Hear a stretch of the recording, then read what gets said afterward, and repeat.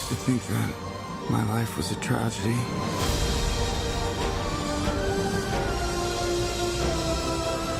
But now I realize it's a comedy. 안녕하십니까. 이작가야입니다. 네, 도도상입니다.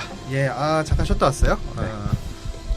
저기, 지금, 어벤져스 엔드게임이 아직도, 네. 평일 기준으로 하루에 한 2만 명 정도의 관객 수를 동원하면서 1,400만 명을 돌파했어요. 지금. 1,400만. 지금 녹음 시점에는 1,300만 명 돌파했는데, 이거 2주 후에 나가니까, 그래? 그때쯤이면 1,400이 되지 않을까.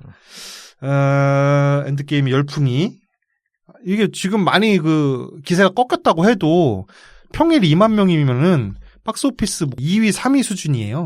그러니까 대단한 거죠. 그러니까 백수들이 다 밖에 나와 있다는 얘기예요, 지금. 평일에 그 정도면. 그러니까 이제 지하 자금이 다시 움직이고 있어. 그러니까. 백수 주머니에서 나오지 않고 네. 묻혀 있어야 할 자금들이. 뭐 백수는 그 돈 영화 안 봤으면 딴 데 썼겠죠. 생존하는데. 그래서 이게 과연 어디까지 갈 거냐. 이제 귀추가 주목되고 있어요. 요 다음이 저기죠. 스파이더맨. 네. 스파이더맨 개봉하기로 했고 그 토르 시리즈는 어떻게 되는지 혹시 전혀 모르겠네요. 토르 햄식이가 여기서 빠지는지 안 빠지는지도 아직 불분명하죠. 네. 왜냐면은 빠지는 걸로 아마 알려져 있었는데 그리고 그 정도로 살찌면 그건 빼기 쉽지 않아요. 그거 붙인 거 아닌가요? 네, 물론 그렇죠. 근데 이제 그렇죠. 네. 그 정도면 이제 뭐 영화 배우로서의 생명은 끝났다고 봐야죠. 네, 히어로로서의 생명은 뭐 저런 거 찍어야 돼 이제 처칠 같은 거. 네. 근데 이 빠지는 거라고 생각을 했었는데 인터뷰에서 자기는 토르 역할을 계속 하고 싶다 기회가 닿는다면 이런 인터뷰를 했었거든요. 저도 하고 싶기는 해요. 하고 싶다고 되는 건 아니잖아요. 네, 근데 워낙에 얘가 이제 그런 좀 이렇게 듣기 좋은 소리 이런 거 또 이렇게 잘하는 그리고 뭐 이렇게 인성이 올바른 배우로 이렇게 정평이 나 있어서 그런 맥락에서 한 건지 아니면 어떤 제작사에게 어떤 피력을 한 건지 그리고 뒤로 또 물밑으로도 어떤 작업이 있는 건지는 모르겠어요. 그래서 이쯤에서 뭐 어쨌든 토르가 바뀌더라도 배우가 바뀌더라도 시리즈가 언젠가는 다시 나올 거 아니에요. 네. 그래서 한번 준비했습니다. 어벤져스 시리즈에 편승해 보고자 네. 북유럽 신화 원전에 대해서 제가 한번 조사를 해가지고 왔어요. 네. 북유럽 신화 닐 게이먼이라는 미국 놈이 미국 작가가 지은 책인데요. 북유럽 신화를 어릴 때부터 접하고 그 책이 네, 도서가 난 또 그 북유럽 신화를 미국인이 만들었다는 줄 알고 접하고 쌍알 마틴이라든가 아니면 돌킨 이런 사람들이 어릴 적부터 광팬이었던 작가인데 그래서 자기가 접했던 북유럽 신화를 좀 추린 거예요. 추려서 한 권의 책으로 엮어낸 건데 책 제목이 북유럽 신화입니다. 이 책과 그다음에 여러 가지 위키백과 이런 데 나와 있는 자료들을 조합을 해서 조사를 해왔습니다. 그리스 로마 신화랑 헷갈리는 분들이 엄청 많으시더라고요. 근데 내용 비슷해? 그렇긴 하죠. 그놈들이지 뭐다 코쟁이가 뭐. 먼저 이 북유럽 신화의 세계관에서 이 세상 천지창조가 어떻게 되었는지 태초로 한번 가보겠습니다. 세상이 시작되기 전에 아무것도 없습니다. 땅도 하늘도 별도 달도 뭐 형체나 모양이 있는 거 아무것도 없어요. 그냥 이 세상에는 희뿌옇고 차가운 안개와 활활 타오르는 불만 있었대요. 세상의 북쪽에는 니플헤임이라는 암흑의 땅이 있어요. 니플이요? 저 꼭죠? 근데 그 니플은 아니 니플. 네. 오케이. 니플헤임. 그리고 이거는 룸문자니까요. 그 니플헤임이라는 암흑의 땅이 있는데 여기에는 독액이 흐르는 11개의 강이 안개를 뚫고 흐르고 있습니다. 엄청 춥죠? 그리고 이 남쪽에는 무스펠이라는 곳이 있는데 이곳에는 불만이 있어요. 그래서 여기에는 모든 것이 활활 타오르고 있고 니플헤임이 어두운 잿빛인 반면에 무스펠은 아주 밝은 환한 빛으로 돼 있죠. 니플헤임의 차가운 안개, 이 무스펠에는 용암이 막 흐르고 있습니다. 그 땅이 없다는데 어떻게 흐르는지 모르겠어요. 그 무스펠의 가장자리에는 그 신들보다도 먼저 존재했던 수루트라는 존재가 서 있어요. 수루트요? 네, 수루트가. 수루트는 네. 이제 거대한 불타는 칼을 들고 그 자리에서 꼼짝도 하지 않고 서 있습니다. 네. 신들의 역사가 끝날 때까지 이 수루트는 움직이지 않고요. 신들의 역사가 끝나는 마지막 전투인 라그나로크 때에 비로소 한번 움직이게 돼요. 이 두 세계의 중간에 텅 빈 공간이 있는데 이 두 텅 빈 공간에서 얼음과 불이 만나서 얼음이 녹기 시작합니다. 그리고 그 녹은 물에서 생명이 탄생해요. 이 모습이 인간하고 비슷한데 이 세상에 앞으로 존재할 그 어떤 존재보다 거대한 거인이 태어나요. 그 거인은 남자도 아니고 여자도 아닌 동시에 남자이면서 또 여자이기도 한 이 거인이 탄생하는데 이 거인은 앞으로 이 신화에 등장하는 모든 거인의 조상입니다. 그리고 태어나고 스스로를 이미르라고 이름을 붙여요. 이미르? 네, 이미르. 얼음이 녹으면서 이제 또 다른 생명체가 하나 더 태어나는데 어마어마하게 큰 암소 한 마리가 태어납니다. 그 암소가 태어나서 주린 배를 채우려고 이 얼음 덩어리를 이렇게 핥아먹어요. 그게 바로 신화적 상상력이 좋습니다. 황소부터 마음에 들기 시작해요. 예. 그 얼음 덩어리 핥아먹으니까 갑자기 4개의 젖통에서 젖줄기가 강물처럼 흘러나옵니다. 이미르, 아까 말한 그 거인, 그렇지. 네. 이미르는 이 젖을 먹고 삽니다. 그럼 아까 그 니플레임이 그 니플이 맞는 것 같은데요? 뭔가 잉태의 상징이고 이거 젖과 꿀이 흐르는 양토의 상징이잖아요. 그래요. 출산과 잉태의 상징. 네, 마음에 들어요. 네. 그리고 이제 이 암소의 이름은 아우둠나라고 아우둠나. 그 이미르가 네. 이름을 붙여줍니다. 네. 그리고 이 암소가 그 혀로 얼음덩어리를 계속 핥아서 사람을 만들어냅니다. 네. 첫 번째 날에는 얼음덩어리에서 머리카락만 삐죽삐죽 솟아나오고요. 두 번째 날에는 머리 전체가 네. 나오고 세 번째 날에는 이 얼음에서 비로소 완전한 인간의 형상이 드러납니다. 이자가 바로 모든 신들의 조상인 불이 되겠습니다. 불이. 그리고 이미르가 잠을 자는 동안에 아까 그 거인이죠. 네. 또 생명이 탄생되는데요. 이미르의 왼쪽 겨드랑이 아래에서 남자 거인과 여자 거인이 태어나요. 그리고 이미르의 다리에서는 네. 머리가 6 달린 거인이 태어납니다. 네. 이렇게 해서 이미르의 자식들 모든 거인이 유래하게 됩니다. 그러니까 신들 나왔죠. 아까 얼음에서 네. 암소가 핥아서 그리고 이미르의 겨드랑이와 발에서 거인들이 또 태어났죠. 슬슬 구색 갇혀가는군요. 얘네들이 이제 계속 신들의 전쟁을 벌이게 되는 거죠. 얼음에서 나온 최초의 신들의 조상 불이는 거인들, 그러니까 겨드랑이에서 나온 거인들 중에 한 명과 결혼을 해서 아이를 낳습니다. 그 아이가 보르. 그리고 또 이 보르는 또 다른 거인의 딸 베틀라와 결혼해서 또 애들을 또 낳아요. 그 애들 삼형제를 낳는데 그 보르의 세 아들이 바로 오딘, 빌라, 배. 이제부터 하는 이름 나오기 시작하네요. 라는 신이 나옵니다. 얘네들이 이제 이 삼형제가 가운데 불로만 꽉 차 있는 무스펠과 얼음으로 꽉 차 있는 니플헤임의 중간계인 텅 빈 가운데 세상에서 이렇게 아무것도 없는 세상에서 자라는 거죠.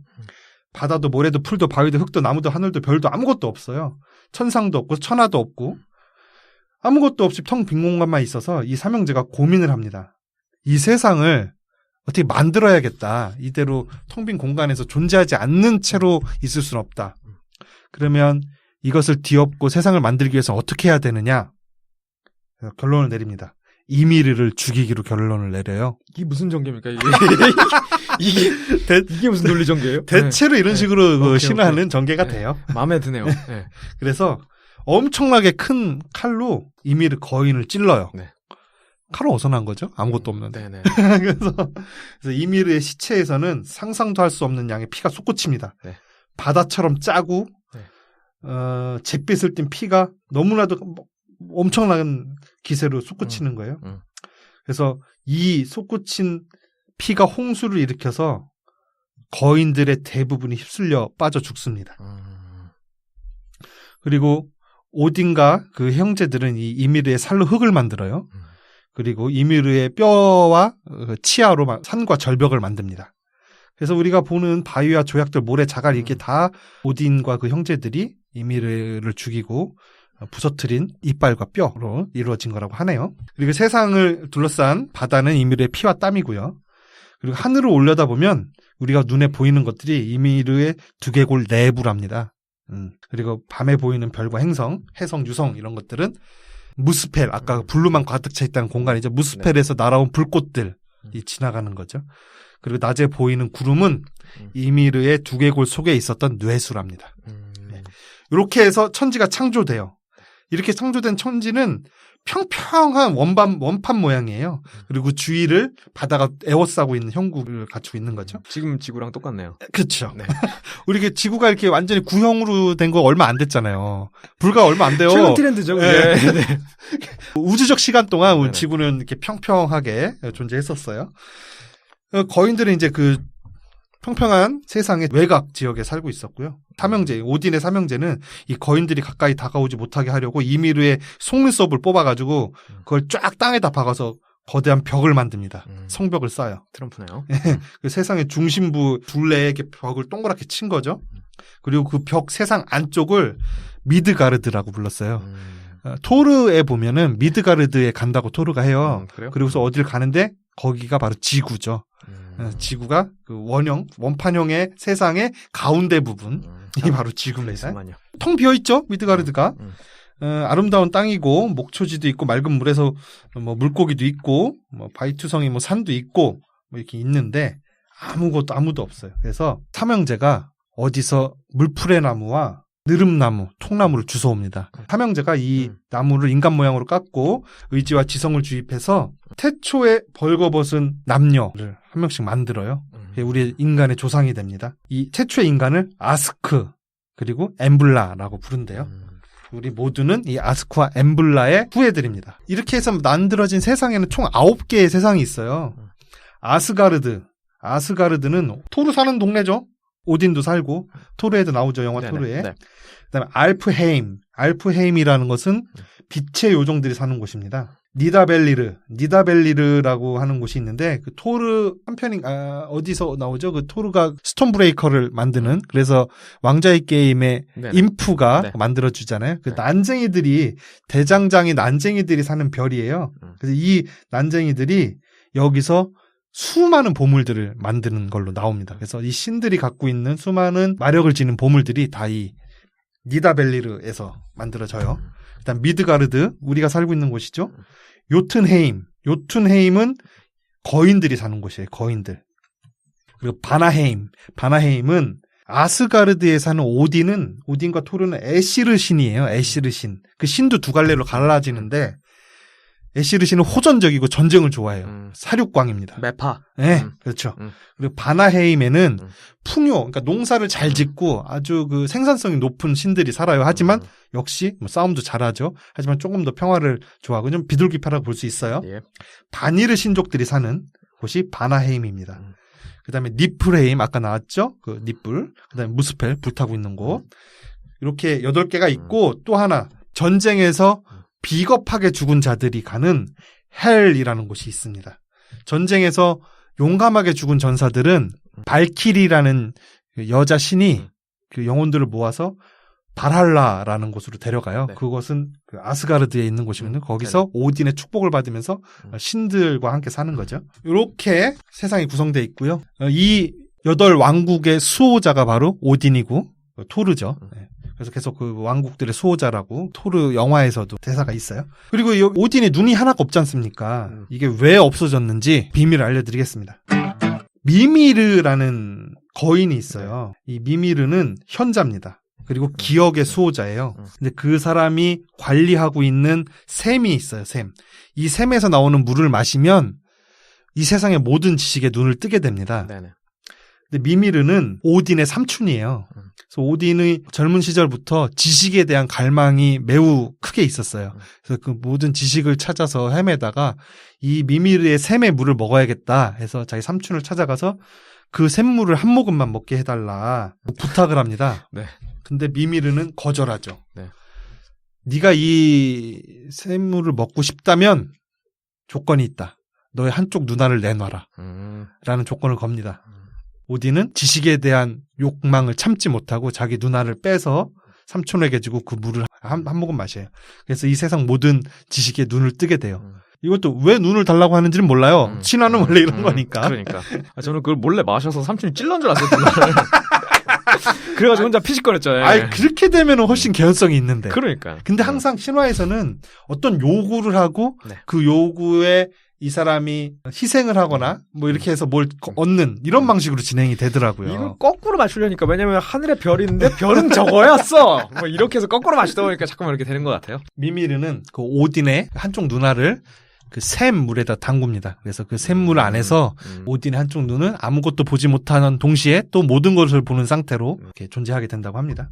이렇게 해서 저 오딘은 모든 것을 아는 지혜로운 신이 되었어요. 이제 토르가 있습니다. 토르는 오딘의 아들이죠. 네. 토르의 하나의 그 성격을 알려주는 뭐 여러 가지 에피소드가 이제 여기 나오는데, 먼저 이 신들이 아주 신기한 보물들을 많이 갖고 있잖아요. 그 중에서 제일 우리한테 유명한 건 토르의 망치인데, 네. 멸리르. 토르가 어떻게 멸리르를 갖게 됐는지 그에 대해서 알려드리겠습니다. 토르는 그 시프라는 여신과 결혼을 했어요. 아, 유부남이에요? 예, 유부남이에요. 그리고 저 자식도 있어요. 근데 어느 날 로키가 장난을 쳐서 시프의 머리를 싹 다 뽑아버립니다. 네. 대머리가 돼요. 네네네. 그래서 토르가 그걸 알고 깜짝 놀라죠. 그래가지고 이제 로키를 가가지고 막 조질라고 해요. 네, 장난이라고 했네. 아무튼.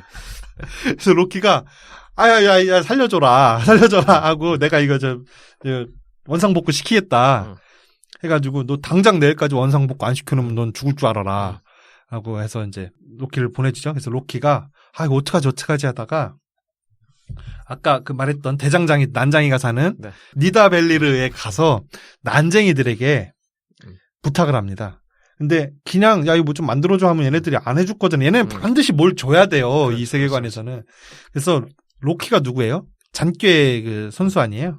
난쟁이들한테 잔꾀를 부립니다. 난쟁이들이 두 가문이 있었는데 잘하는 난쟁이들이 그 두 가문 양쪽에 가서 여기가 그 제일 잘한다는 김씨네 대장간이냐. 근데 저쪽에 이신의 대장간이 더 잘한다던데? 그러니까 누가 그러냐, 우리가 더 잘한다. 막 이게 막 이간질을 하는 거죠. 양쪽에 가가지고. 그러면 우리 신들이 누가 더 잘하는지 평가를 해줄 테니까 니들이 가장 좋게 만들 수 있는 거 보물 3개를 만들어갖고 아스가르드를 가지고 와라. 그럼 우리가 평가를 해주겠다. 블로거지네요, 블로거지. 그렇게 이간질을 해서 얘네들이 열심히 그 보물들을 만들어갖고 김신의 난쟁이나 이신의 난쟁이가 아스가르드 찾아와요. 이제 첫 번째 애들은 배를 줘요. 어디에서나 바람이 무조건 순풍으로 부는 배예요. 그래서 어떤 배보다도 빠르게 항해할 수 있는 그 배를 하나 줘요. 그 다음에 국리르라는 창을 줍니다. 오딘에게. 네. 이 창은 던지기만 하면 무조건 그 목표물에 가서 정확하게 맞는 창이에요. 그거 땡기네요. 네, 그래서 오딘은 눈이 하나잖아요. 네. 그래서 거리감이 없어서 던지면 가끔 빗나가기도 하는데 이게 너무 마음에 들었어요. 그리고 또 하나 이 창을 두고 한 맹세는 절대 깰 수가 없답니다. 어떤 이유인지는 몰라요. 네네. 그리고 또 하나로 금으로 만든 가발인데 이걸 쓰면 저절로 머리에 달라붙어서 계속 자라나는 거예요. 네.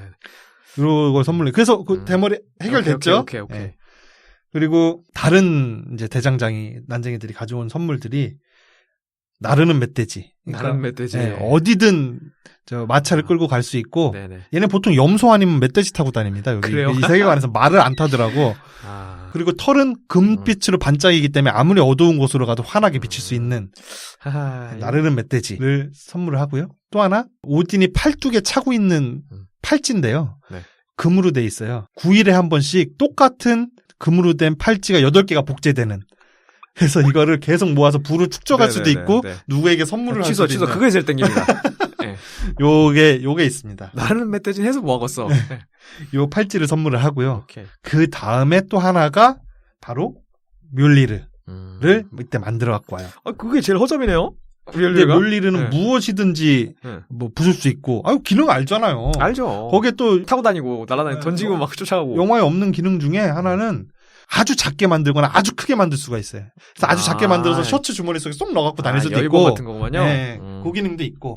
뮬리르의 그 손잡이가 원래 그렇게 짧지 않았대요. 스톤브레이커 보면은 손잡이가 엄청 길잖아요. 전투를 하려면 당연히 그게 더 유리할 거 아니에요. 근데 그 짧은 이유가 뭐냐면 이 뮬리르를 만든 가문, 이 신의 가문 대장장이들 그 중에 하나 이름이 에이트리거든요. 그 형제가 만드는데 에이트리가 바로 어벤져스 시리즈에서 나왔던 스톤브레이커 만들어주던 그 인프가 이름이 에이트리로 나와요. 거기서 에이트리가 이걸 만들면서 내가 여기 참가하는 대신 내가 만약에 우승하면 로키 너의 목을 내놔라 라고 조건을 걸어요. 근데 얘 로키는 이 보물들이 다 필요 없고 그 가발만 있으면 되잖아. 그래서 혹시 얘네가 우승할까봐 이 망치를 만들 때 모기로 변신해가지고 풀무질을 하고 있는 동생을 자꾸 물어 뜯어. 그래서 잠깐 그 동생이 풀무질을 잠깐 멈췄어. 그 덕에 손잡이가 짧아진 거예요. 손잡이를 다 못 만들어서. 끄덕끄덕 되진 않지만 뭐 하여튼간에 그렇다는구만요. 예. 이렇게 해서 이 A3가 우승을 하게 됩니다. 이 컨테스트에서. 어떻게 됐어요? 로키야 목 내놔. 해죠? 네. 그랬더니 로키가 머리를 걸었단 말이에요. 머리는 가져가되 머리 이외에 다른데 단 1cm라도 가져가면 안 된다. 머리를 가져가려면 목을 쳐야 되잖아. 그럼 목을 치면은 목도 일부 잘리잖아. 네네. 가져가게 되잖아요. 어떻게 머리만 정확하게 이렇게 자를 수가 없잖아요. 그래서 유야무야 로키가 목숨을 보존하게 됩니다. 몰리르를 토르가 손에 놓고 그리고 다른 신들이 훌륭한 보물들을 손에 놓게 되는 경위입니다. 이게 다 전부 로키의 장난에서부터 연유된 것이죠. 그러니까 이게 로키라는 인물의 특징이래요. 로키한테 고마움을 느낄 때조차도 마음 한구석에는 짜증과 분노, 로키에 대한 게 남아있고 또 로키를 막 미워할 때도 마음속에는 어느 정도 약간의 고마움 같은 걸 느끼게 하는 아주 오묘한 인물이라는 거죠. 오묘한 낯설지 않습니다. 네. 또 뭐 여러 가지가 있습니다. 이 라그나로크라는 게 이 신화의 대단원의 막을 내리는 대전투, 신들의 세상의 종말을 가져오는 마지막 전투가 되는 거거든요. 많죠. 그런 전투. 성경에도 있잖아요. 아마겟돈? 네. 있고. 리니지에도 있었죠. 여기에 북유럽 신화에서는 그게 라그나로크인데 그 라그나로크가 어떤 이유에서 오게 되는지 또 한번 알려드리겠습니다. 이것 또한 로키로부터 발단이 되는데요. 그 양반이 천지를 창조했구만요. 이 토르가 항상 이 거인들과 트롤들을 상대로 막 싸우잖아요. 전쟁을 항상 하잖아요. 이 8개 왕국, 8왕국을 지키기 위해서. 그래서 그 트롤들과 싸우기 위해서 동쪽으로 떠나요. 그거 없는 이제 아스가로드는 이제 약간 그 전력의 공백이 좀 있는 거죠. 오딘이 뭐 강하긴 하지만 어쨌든 토르가 빠졌으니까. 그리고 그들과 전쟁을 치르는 거인들도 역시 신적인 존재니까 아무리 뭐 오딘이 강하다 하더라도 그리고 얘네들이 불멸의 존재가 아니잖아요. 이 세계관에서는. 그래서 어떻게 하면 좋냐 이거를. 그래서 그 헤임달한테 오딘이 물어봐요. 그 헤임달이 성벽을 쌓아야 된다고 말합니다. 이 거인들이 넘어올 수 없는 아주 높은 성벽. 근데 이 높은 성벽을 그렇게 거인들도 넘지 못할 정도의 높은 성벽을 쌓으려면 시간이 얼마나 걸리냐 대체. 가늠할 수조차 없다 하는데 어느 날 이 아스가르드에 한 인물이 옵니다. 허름한 일꾼의 옷차림을 한 거대한 몸집의 남자가 오는데요. 그 뒤에는 말 한마디, 거대한 역시 몸집의 말 한 마리가 같이 와요. 그랬더니 덱들한테 성벽이 필요하다는 말을 들었다. 내가 지어주겠다. 어떤 거인도 넘어올 수 없고 개미 한 마리 통과할 수 없는 완벽한 성벽을 지어준데 그것도 1년 안에 지어준다. 1년 안에 지어준다고 얘기를 했어요. 공기가 엄청 짧네요. 네. 대신 내가 그 조건을 무조건 얘네는 조건이 있잖아. 조건으로 미의 여신 프레이아와 결혼하고 싶다. 그리고 조건을 걸어요. 그래서 이제 신들이 모여서 회의를 하죠. 이거 어떡하냐. 그렇다고 저 프레이아를 줄 수도 없고 어떻게 하면 좋냐. 막 고민을 하는데 이때 로키가 아이디어를 냅니다. 그러면 조건을 바꾸자. 6개월 안에 지으라고 하자. 그러면 제가 1년인데 그걸 반으로 줄였으니까 못 질 것이다. 그러면 계약 위반으로 내쫓고 그때쯤 대부분 조금 더 위에 얹자. 지었을 테니까 우리가 맞춰 완성을 하자. 이렇게 아이디어를 냅니다. 굿 아이디어. 요거는 좀 괜찮습니다. 네. 그래가지고 설득력 있네요. 그렇게 하기로 해요. 그래서 오케이 해가지고 이제 그 일꾼이 그 거대한 종마에다가 저 멀리 떨어진 산에서 거대한 화강석을 매일 캐다가 성벽을 쌓기 시작합니다. 근데 이게 웬일이야? 6개월 만에 거의 다 졌네? 날림이네. 거의 다 져. 막 짓는데 이 막 그 화강석 하나가 뭐 어마어마한 크기인 거죠. 막 그거 산을 뽑아다 갖다 놓은 거구만요, 거의. 쿵쿵쿵쿵 막 싸가지고 거의 다 졌어요. 이제 한 이틀만 더 지으면 돼. 신들이 초조하잖아요. 막 프레이아는 뭐 울고 난리 났어. 그래서 로키가 꾀를 냅니다. 어떻게 하냐면 일꾼이 저 멀리 떨어진 산에서 화강석을 캐가지고 말에다 싣고 오잖아요. 그 올 때 로키가 암말로 변신을 해가지고 페로몬을 확 뿌려요. 몸으로 떼우려고 하는구만요. 그러니까는 이 말이 오다가 말고 그 돌을 그냥 확 내팽개치고 그 암말을 막 쫓아가는 겁니다. 로키가 변신한 암말을. 사라졌어요. 주인이 아무리 불러도 돌아오지 않는 거죠. 그래서 주인은 어떻게 시간이 촉박하니까 자기가 하나씩 이구 지구 날라가지고 그 성벽을 완성하기 시작합니다. 근데 역부족이에요. 그래서 결국에는 장비 못 따라가죠. 인력이. 완성을 못하고 쫓겨나게 됩니다. 그래서 나머지는 이제 신들이 완성하죠. 그래서 어떻게 뭐 이득 봤어. 그리고 며칠 후에 어느 숲에서 다리가 8개 달린 네. 조그만 망아지가 나타나더니 네, 네. 아스가르드로 온 거예요. 그들이 막 로키를 따라다녀요. 지네네 그 정도면. 로키를 막 따라다니면서 마치 로키가 엄마라도 되는 양 막 따라다닙니다. 이 신들이 수군거리기 시작하죠. 로키가 낳은 거 아니냐. 확실히 몸으로 떼었구만요. 그래서 이 말은 로키가 애지중지 키워요. 그래서 점점 성장을 하는데 이 세상에 그 어떤 말보다 빨리 달리고 그 어디에든 갈 수 있는 좀 천리마가로 자라나게 됩니다. 그래서 그 말을 로키가 오딘에게 바치죠. 로키가 그래서 과연 어디로 나왔을 거냐? 어디로 나왔을까? 입으로 나왔을까? 그림이 그려지긴 하는데 그렇게 해서 장벽을 쌓고 로키가 낳은 말을 오딘이 취한다까지 됐고요. 그리고 이제 로키도 역시 그 아스가르드 안에서 결혼을 해서 이제 자식도 있고 있었는데 이렇게 맨날 그 어디 자꾸 밤마다 외출을 해요. 아유, 아빠가 저렇게 철삭돈이 없이 철삭 뭐죠? 철삭돈 철삭대기. 철딱선이 아, 큰일나네. 철딱선이 없이. 네. 그래서 오딘이 한번 이제 모든 것을 보는 눈으로 이렇게 봤더니 자꾸 거인의 지역으로 가서 네. 거기서 어떤 거인이랑 바람을 피는 거예요. 네. 토르와 신들을 보내서 거인과 로키 사이에서 난 자식 셋을 잡아오라고 명령을 합니다. 스라의 자식이 셋이 있었어요. 하나는 뱀의 형상을 하고 있었고, 하나는 늑대의 형상을 하고 있었고, 하나는 소녀의 형상을 하고 있었는데, 반은 단정하고 아름다운 소녀고, 나머지 반은 시체의 모습을 하고 있어요. 썩은 시체. 개패륜이네요. 이 토르와 신들이 가서 혼내자 셋을 아스가르드로 잡아옵니다. 오딘이 그 첫 번째 뱀은 미드가르드, 인간이 사는 미드가르드의 바다 속으로 추방시켜요. 거기 가둬놔요. 그래서 바다 안에서 뱀이 점점 몸집이 더 커지는데 이 아스가르드의 지축과 이 뱀의 몸을 묶어놔요. 그래서 꼼짝달싹 못하게 바다 안에서. 그 상태로 뱀은 점점 거대하게 세계보다 더 커지게 크게 성장하게 갑니다. 두 번째, 막내인 그 소녀, 반은 소녀고 반은 시체인 얘를 전쟁터에서 비겁하게 죽은 자들이 가는 세상에 헬이라는 데가 있잖아요. 그곳의 관리자로 보냅니다. 그곳의 왕으로 보내는 거죠. 그래서 거기서 너는 죽은 자들과 함께 해라. 아, 뭔가 적성을 찾아가는 것 같네요. 그건. 그렇게 보내요. 그리고 세 번째로 그 둘째인 늑대 형상을 하고 있는 얘가 이제 처음에 데려올 땐 강아지만 했는데 점점 몸집이 막 불어나더니 나중에 곰보다 더 커지고 나중에는 뭐 어마어마한 크기로 이제 크게 돼요. 그리고 힘도 어마어마하게 센 겁니다. 신들이 무서웠어요, 제가. 저렇게 힘이 점점 세지다 보면 우리 신들을 다 제가 해칠 수 있겠다. 그래서 꾀를 내서 얘를 묶어 놓으려고 거대한 쇠사슬을 만들어 갖고 와서 이 늑대한테 술수를 부립니다.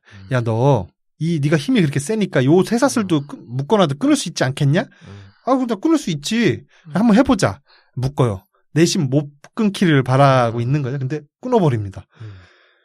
대장장이 에이트리 이런 애들이 만드는 뭐 세상에서 가장 강력한 쇠사슬 이런 걸 만들어서 아무리 그 사슬 고리 하나를 신이 들 수도 없을 정도의 거대한 사슬을 만들어서 묶어놔도 다 가차없이 끊어버리는 거예요. 그래서 오딘이 절대로 끊어지지 않는 끈을 만드는 비법을 자기 신 중에 한 명한테 구해오라고 해서 어디 멀리 여행을 가서 그 끈을 만들어 갖고 와요. 비단으로 된 천조가리에 불과해요. 그래서 이걸 가져가서 야, 늑대야, 너 이거 끊을 수 있냐? 그러니까 늑대 비웃죠? 그 정도, 쇠사슬도 끊는데 그건 못 끊냐? 해서 묶입니다. 그리고 끊어지지가 않아요. 그리고 그 묶여있는 그 늑대를 보고 신들이 막 비웃기 시작합니다. 그러면서 이제 안도의 한숨을 내쉬는 거죠. 그때 이 늑대가 얘기해요. 너희들이 나를 이렇게 대하지 않았다면 나는 신들의 친구가 될 수 있었을 텐데, 니들이 나를 속이고 나를 묶어 놓았기 때문에 나는 너희들을 다 결국 명을망시킬 것이다. 불사 예언을 합니다. 그게 시간이 흐르고 신들과 이 죽은 자들 그리고 이 로키의 자식들의 전쟁이 벌어지는 라그나로크의 도화선이 여기서 복선이었구만요. 늑대가 되는 거죠. 그렇게 라그나로크 최후의 전쟁에 불씨가 불타오릅니다. 이 그 절대 끊어지지 않는 그 비단 끈을 만드는 재료가 뭐냐면 업체 좀 알려주세요. 재료가 먼저 6가지 재료가 필요한데 고양이의 발소리가 필요하답니다. 그 다음에 여자의 수염, 그 다음에 산의 뿌리, 돌뿌리, 돌이라고도 해석하고 산이라고도 해석한대요. 돌의 뿌리, 그 다음에 곰의 힘줄, 물고기의 숨, 새의 침, 새의 치밀한 그 타액을 말하는 거죠. 그러니까 이게 그 어떤 모순적인 물질을 말하는 거예요. 고양이는 발소리 안 내고 다니는 걸로 유명하잖아요. 그리고 여자가 수염이 어딨어. 물론 있는 분도 계시지만. 왜요? 네. 그 인도에 보면 네. 있어요. 수염이 진짜 남자보다. 그러니까 있는 분도 계시다고요. 네네. 있는 분도 계시지만. 네. 그다음 물고기 숨 안 쉬잖아요. 그러니까 네. 우리가 생각하는 그 포유류의 숨. 네. 곰의 힘줄 난 이건 뭔지 모르겠네. 곰이 힘줄이 없단 얘기인가? 아무튼 뭐 그런 걸 섞어갖고 그 재료를 만들었다고 합니다. 하나 정도는 구할 수 있는 걸 주겠죠. 그럼 난이도가 조금 한 B급 그치. 정도 되는. 그러니까 하나도 못 구하면 아예 의욕이 그래, 떨어지지. 그래. 그 원래 그 영화에서 보면은 토르의 망치를 아무도 못 들잖아요. 네. 근데 이 신화에서는 그게 들기가 어려운 건 맞아요. 그래서 신들이 2-3명이 한꺼번에 같이 막 들어야 되고 막 이런 건 맞는데 근데 그 토르는 그걸 한 손으로 휘두르니까 대단한 거죠. 네. 근데 아무도 못 드는 건 아닌가 봐. 어떤 일이 있냐면요. 망치를 한번 도둑 맞습니다. 네. 토르가 아침에 일어나자마자 깜짝 놀라죠. 이 망치 없어졌다고. 목류병이네. 그래서 목류병 누가 훔쳐간 게 맞는 거예요. 그래서 이런 일이 벌어지면 이 아스가르드의 신들은 무엇부터 제일 먼저 생각하냐면 지금 벌어진 이 일이 로키의 짓인가 아닌가를 먼저 한번 따져보는 거예요. 그래서 이 로키의 짓이 아니구나 합리적이네요. 라고 판단이 들면 그 다음에 하는 일은 그럼 로키한테 가서 자문을 구하는 거예요. 야 이거 어떻게 하면 좋냐라고. 토르가 로키한테 가서 자문을 구합니다. 이거 어떻게 하냐 했더니 로키가 정찰을 한번 나갔다 와요. 프레이야의 그 깃털망토, 프레이야라는 여신이 있어요. 그 여신이 갖고 있는 깃털망토를 입으면 매로 변신할 수 있습니다. 그래서 매? 매, 네. 하늘을 나는 매. 그래서 날아가서 쭉 세상을 한 바퀴 구경하고 와요. 그러더니 드디어 알아낸 겁니다. 저기 아랫동네 사는 저 거인이 그 훔쳐갔는데? 그래서 거인한테 내가 가서 물어보니까 이 망치를 돌려주는 대가로 이 프레이야와 결혼을 하고 싶다. 이 프레이야를 다 노립니다. 진짜 핫하네요. 네, 미의 그분은. 여신이니까. 그러니까 토르가 뭐라고 하냐면 옳지 잘 됐네. 빨리 결혼하자. 결혼하고 빨리 받아오자. 라고 해요. 토르 사람의 성격이 간결하네요. 드러나는 거예요. 네. 그러니까 프레이야가 뭔 소리 하는 거냐고 당연히 반발을 하겠죠. 토르가 이해를 못해요. 결혼하면 되지 왜? 참 막 이렇게 이해를 못해요. 근본적인 해결책인데 그 뒤탈도 없고. 참. 그래서 이거 어떻게 하면 좋냐고 신들이 회의를 해요. 그때 아무도 뾰족한 수를 못 내고 있죠. 근데 헤임달이 한 가지 아이디어가 있다고 합니다. 토르를 여장을 시켜서 시집을 보내자. 그 다음에 토르 보고 망치를 가지고 오라고 하면 된다. 그러니까 토르가 길길이 날뛰는데 내가 어떻게 여장을 할 수 있냐. 이거 이제 액션 영화 보다 보면은 저 스턴트맨이 가발 쓰고 하는 액션을 보는 것 같은 그런 느낌이 좀 짙으네요.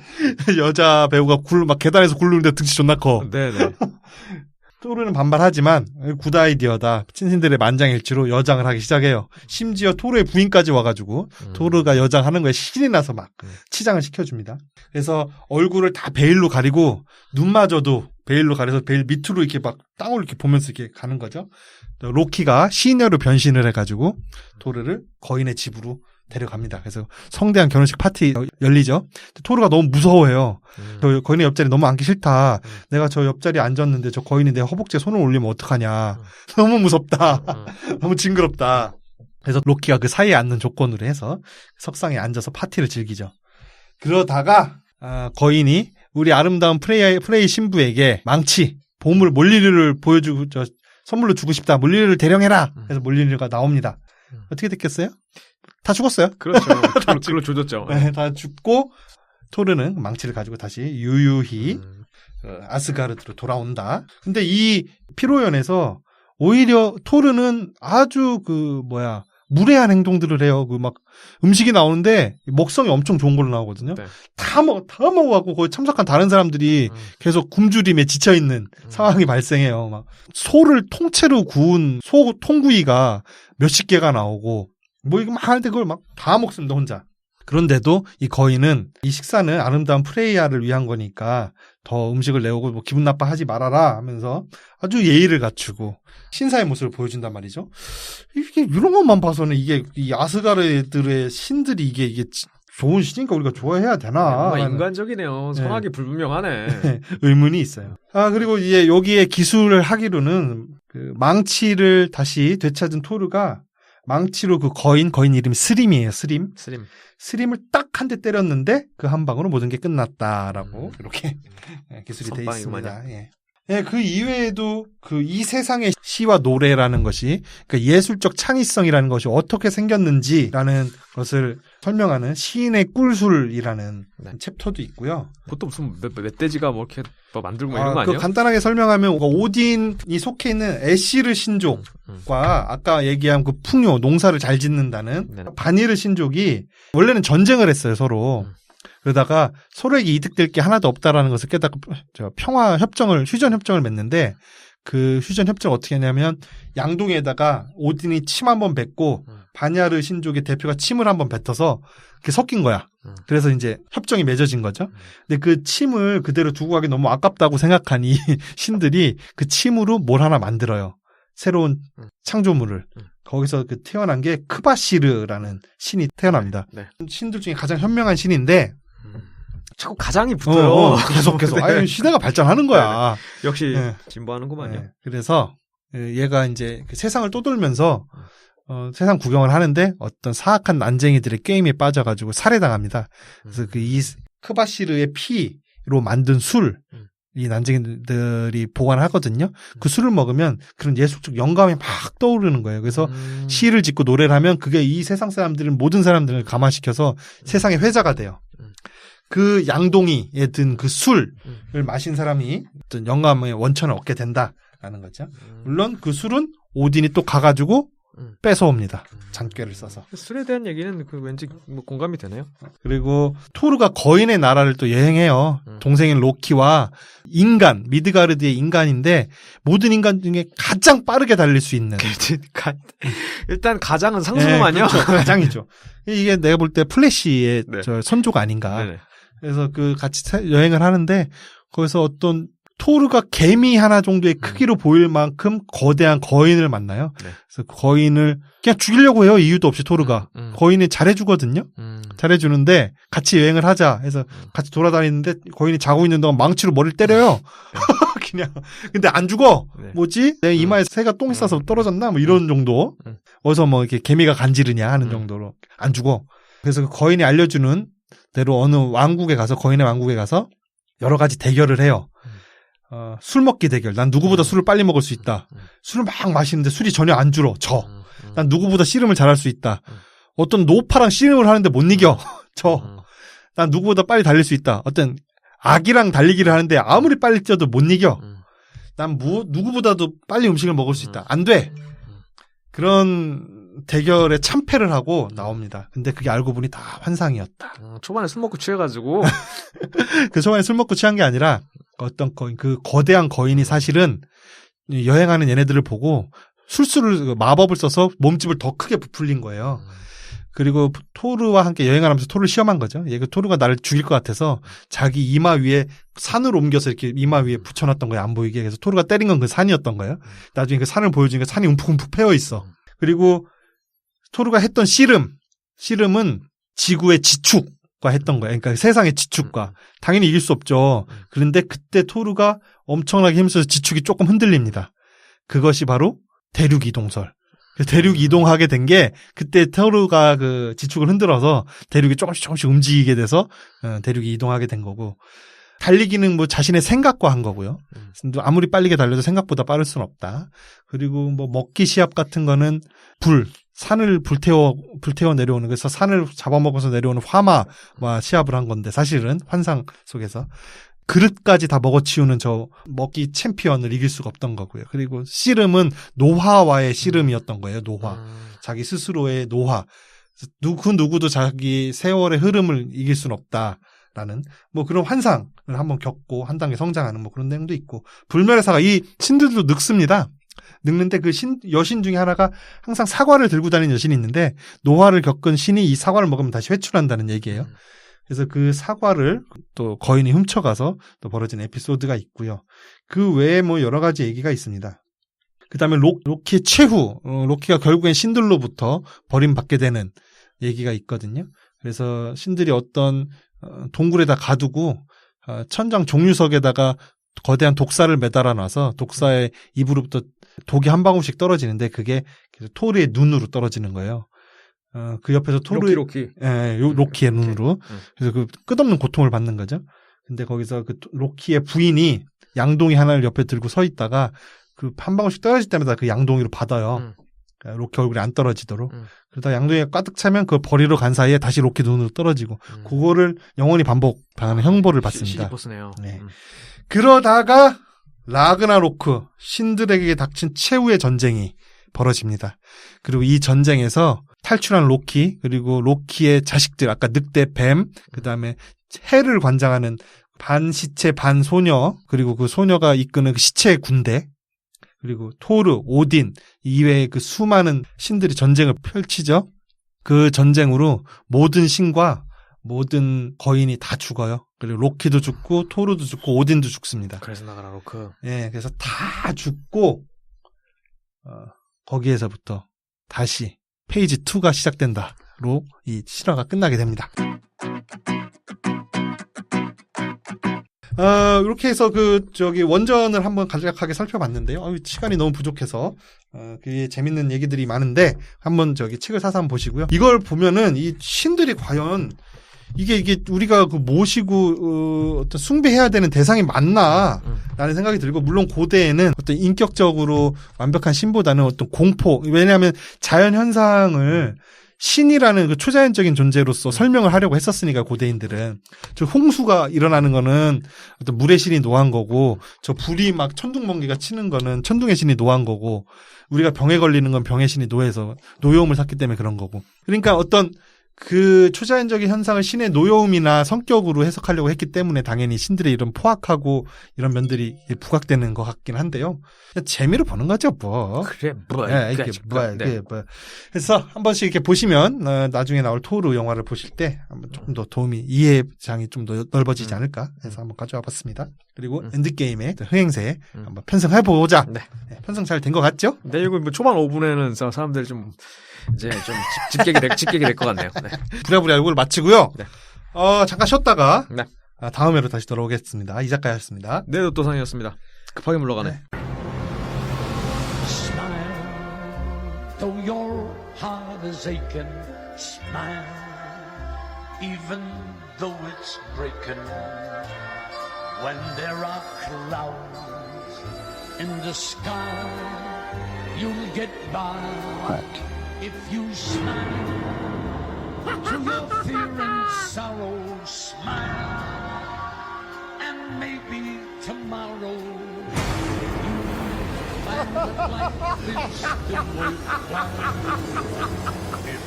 What's so funny? Just Freak?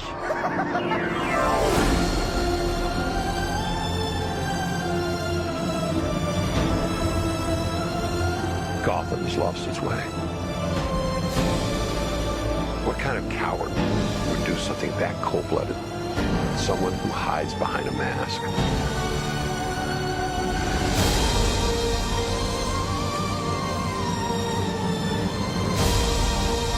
I used to think that my life was a tragedy.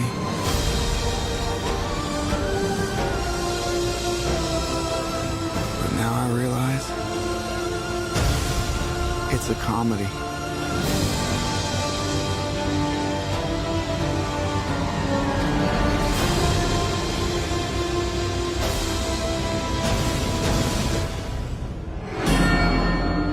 you just